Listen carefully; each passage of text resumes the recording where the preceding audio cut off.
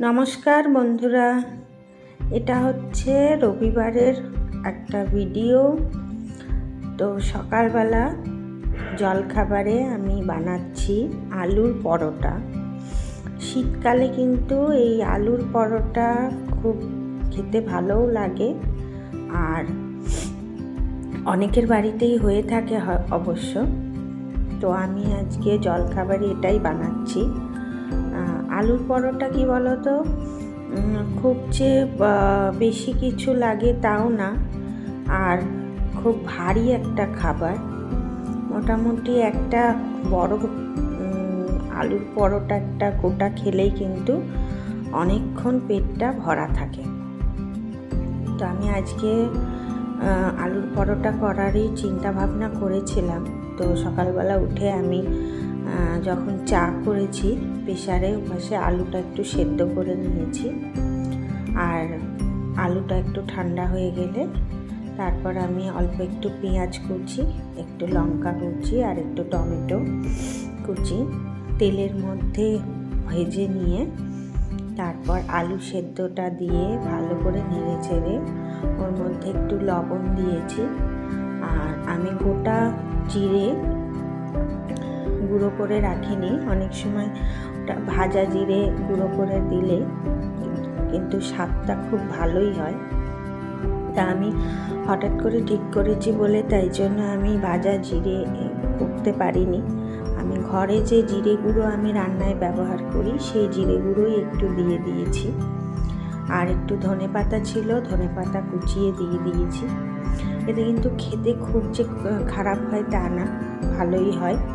তো এর মধ্যে কিন্তু তোমরা ম্যাগি মশলা যেটা আছে সেটাও দিতে পারো। মানে ভাজা জিরে গুঁড়োটা যদি না দাও, ম্যাগি মশলা ঘরে থাকলে সেটা দিলেও কিন্তু স্বাদটা কিন্তু খুব ভালোই থাকে।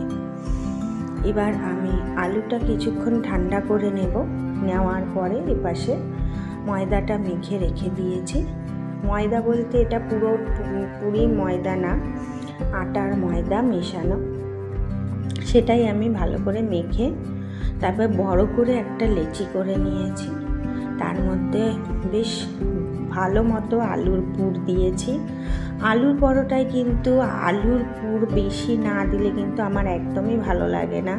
হ্যাঁ, আলুর পুর দেওয়াতে মানে বেশি করে আলুর পুর যদি দিই, অনেক বেশিরভাগটাই আমার একটু কিন্তু ফেটে যায়, মানে চারিদিক দিয়ে আলু একটু বেরিয়ে যায়।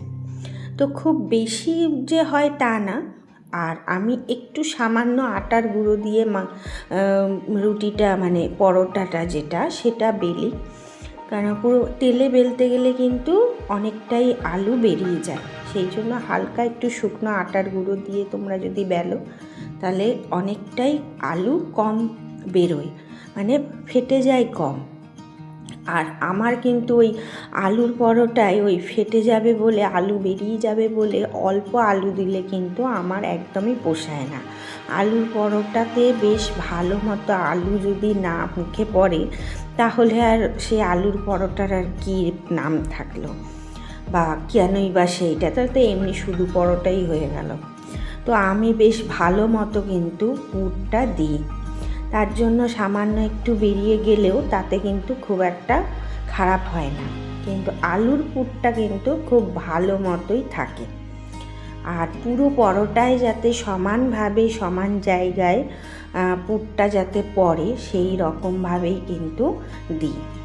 তো দেখো আমি এক একটা করে আলুর পরোটাগুলো বেলে নিচ্ছি আর একটা একটা করে সেঁকে নিচ্ছি।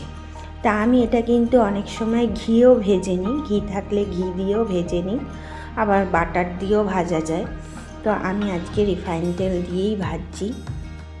আর এটা আমার ঘরে তো টমেটো সস সবারই ঘরে থাকে, তো অন্য কিছু না থাকলেও একটু টমেটো সস দিয়েও কিন্তু এই আলুর পরোটা খাওয়া হয়ে যায়। আর এই শীতকালে কিন্তু আলুর পরোটা খেতে খুবই ভালো লাগে, আর বেশিরভাগ বাড়িতে কিন্তু এই সময়ই হয় আলুর পরোটাটা। তো আলু পরোটা এইভাবেই আমি তো করলাম, তোমরা কে কীভাবে করো অবশ্যই জানিও।